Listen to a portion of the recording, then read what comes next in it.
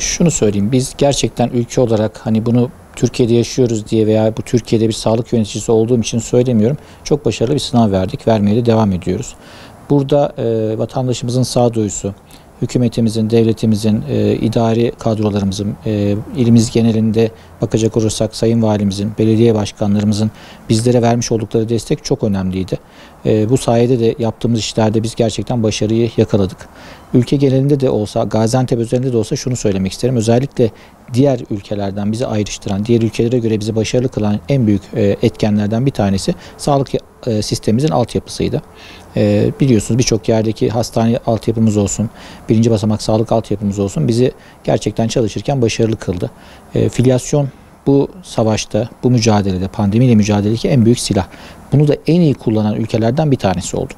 Oluşturduğumuz filyasyon ekipleri, sahadaki çalışmaları, onların geri dönüşleri sayesinde hastalığı çıktığı andan itibaren izole etmeye, bu şekilde yerinde tutmaya, bulaşı engellemeye yönelik birçok tedbir almayı başardık. İlimiz genelinde bakacak olursanız özellikle o pik yaptığı Kasım-Aralık dönemleri açısından biz filyasyon ekiplerinde 400-450 ekibe kadar çıkmayı başardık. Bu da yaklaşık 1050 civarında arkadaşla sahada çalışmamız anlamına geldi. Bu büyük bir çalışmaydı. Bunun için araçlar gerekiyordu. Bu konuda Sayın Valimiz olsun, Büyükşehir Belediye'miz olsun, Şahin Bey ve Şehit Kamil Belediyeleri başta olmak üzere diğer küçük tüm ilçe belediyeleri ve kaymakamlıklarımız bize çok büyük destek verdiler. Aldığımız araç desteği ve kendi personellerimizin desteğiyle çok güzel bir filyasyon çalışması yürüttük açıkçası. Bunun da sonuçlarını aldık. Zaten önce çok hızlı pik yapmasına rağmen bir süre sonra takip etmişsinizdir zaten. En hızlı vakaları düşüren il olmayı da başardık. Sonrasında da kontrol altına almaya başardık. Şu anda da zaten birçok bizimle eşdeğer ile kıyasladığınız zaman vaka sayısı olarak onlardan çok alttayız. Çok da güzel bir çalışma ortamı oluşturduk. Hastaneler özelinde baktığınızda bu dönem bu pikin yaşanacağını görmüştük. Hastanelerin hazırlıklı olması gerektiğinin farkına varmıştık. Gerek kamu hastanelerimiz gerekse özel hastanelerimizle birlikte güzel bir çalışma yürüttük. Planlamalarımızı yaptık. Süreç başlayıp da sıkıntılar çoğalmaya başladığında, hasta sayılarımız artmaya başladığında, vakaların dışında hasta sayısı özellikle hastaneye yatan hastalarımız için söylüyorum. Yoğun bakım ihtiyaçlarının olacağını öngörmüştük zaten. Dolayısıyla o dönemde fazla yoğun bakım alanları oluşturmaya çalıştık. Özellikle kamu hatta bazı özel hastanelerimiz de bize destek vererek belli alanlarımızı yoğun bakımlara çevirmeyi başardık. Sıfırdan yeni yoğun bakım alanları açmayı başardık. Bu sayede mesela il olarak Gaziantep birçok civar illerden de pozitif olarak ayrışmayı başardı. Diğer illerde çok zaman hasta beklemek zorunda kalırken biz de çok fazla beklemeden en fazla 24 saat içerisinde biz hastalarımızı yoğun bakımlara almayı ve tedavi etmeyi başardık. Burada özel olarak mesela evdeki hastalarımıza ulaşabilmek adına Covid Evde Sağlık diye bir ekip oluşturduk. Bunlar özellikle evde tedavi edilmesi gereken hastalarımıza ulaşmayı başardılar. Her hastanemizde bu ekiplerden var. Şu anda da aktif olarak duruyor. İhtiyaç halinde kullanabilecek durumdayız. Bunun dışında yine ilimizde farklı olarak yaptığımız bizim numune alma noktalarımız oluşturulmuştu. Oralara insanları yönlendirmeye çalıştık. Çünkü öteki türlü herkes hastaneye gelmeye çalışıyordu. Herkes hastanede test vermeye çalışıyordu. Bu da hem toplu taşımaya bir yük bindiriyordu, hem insanların birbirleriyle olan iletişimlerini ve etkileşimlerini daha doğrusu arttırıyordu. Bunun sonucunda da tabii ki bulaş riski çoğalıyordu. Bu bir şekilde bulaşı yerinde çözmeye çalışarak gayret gösterdik. Yaptığımız bu çalışmaların sonuçlarını aldık. Çok şükür de şu an iyi durumdayız. Mutasyonlu gen dünyanın her yerinde artık gözüküyor. Her yerde yayılmaya başladı. Fakat buna rağmen şu anda biz yine aşırı bir hızlanma, aşırı bir yükselme görmüyoruz. Türkiye genelinde zaten takip ediyorsunuz. Bakan Bey de açıklıyor bu konuyu. Orada bir yükselme hissediliyor. Rakamlardan da bu gözüküyor. Ama ilimizde mesela çok korkunç şekilde değil. Fakat hafif bir yükselme var.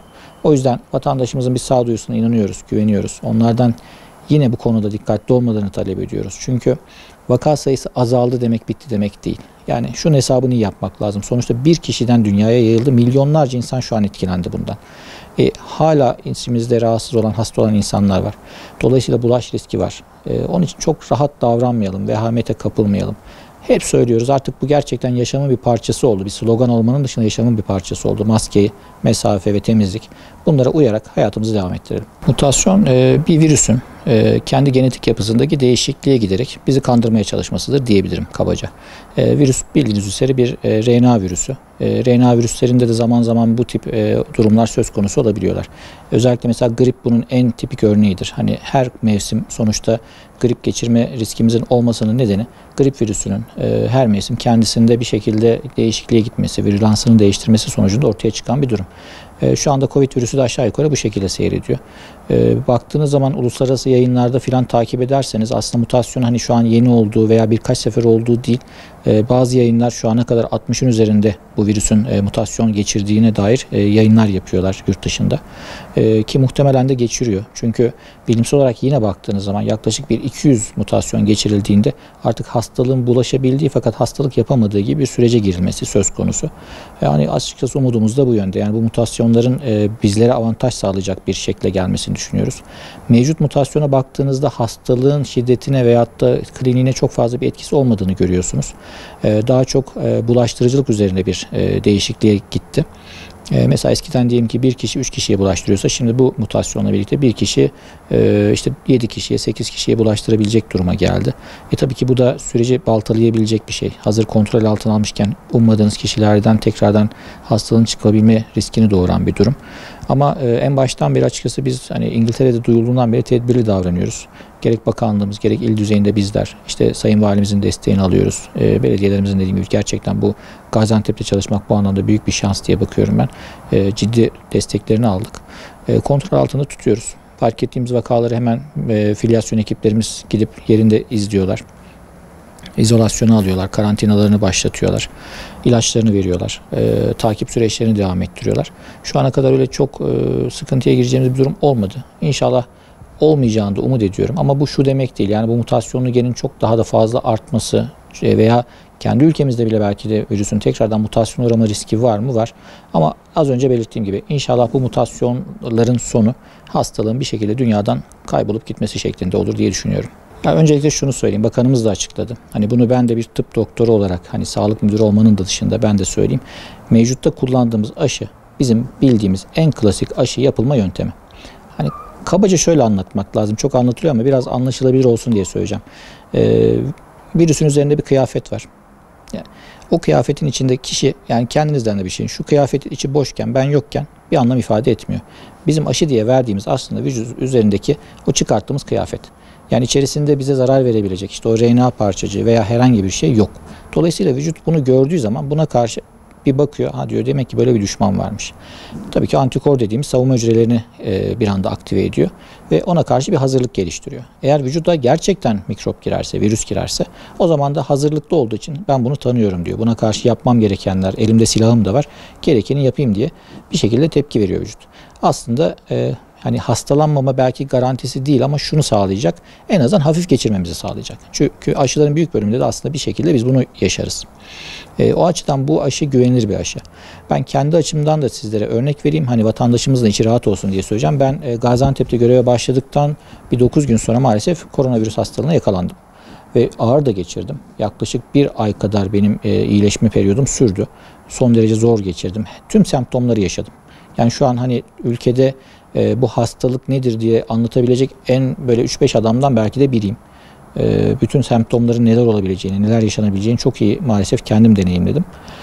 Sürecin sonunda baktığımda bu ağır bir süreçti, sıkıntılı bir süreçti ama korkulacak bir süreç olmadığını da söyleyeyim kendi adıma öncelikle.